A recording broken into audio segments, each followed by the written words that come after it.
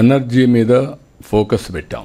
Roof top solar all ఆఫీసెస్లో, even పోలీసులు కూడా డీజీ గారిని మీ ఆఫీసుల్లో కూడా గవర్నమెంట్ ఆఫ్ ఇండియాకు మనం ఏజెన్సీకి అప్పచెప్పాం, చేస్తున్నారు. అన్ని ఆఫీసుల్లో కూడా గ్రీన్ ఎనర్జీకి ప్రాధాన్యత ఇవ్వాలి.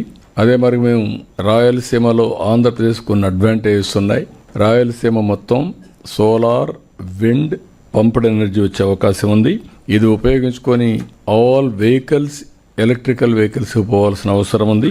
అదే సమయంలో మనం కానీ సోలార్ రూఫ్ టాప్ పెట్టుకుంటే ఈ పవర్ బర్డన్ కూడా చాలా వరకు తగ్గుతుంది. దీనివల్ల సేవింగ్స్ వస్తాయి. ఇది కూడా మనం తీసుకోగలిగితే క్లీన్ ఎనర్జీతో చాలా వరకు మనం ముందుకు పోయే పరిస్థితి వస్తుంది.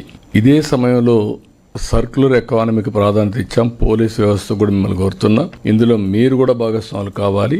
ఎక్కడికక్కడ పోలీసులు ఆఫీసుల్లో కానీ క్లీన్ అండ్ గ్రీన్ అనేది ఒక సాంప్రదాయంగా మనం తీసుకొని రావాల్సిన అవసరం ఉంది.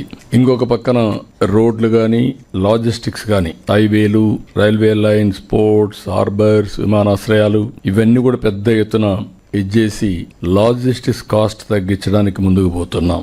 ఇంకొక పక్కన ప్రభుత్వ పాలసీలన్నీ కూడా మీరు గుర్తుపెట్టుకోవాల్సింది, ఈ గవర్నమెంట్ చాలా క్లియర్ గా ఉన్నాం.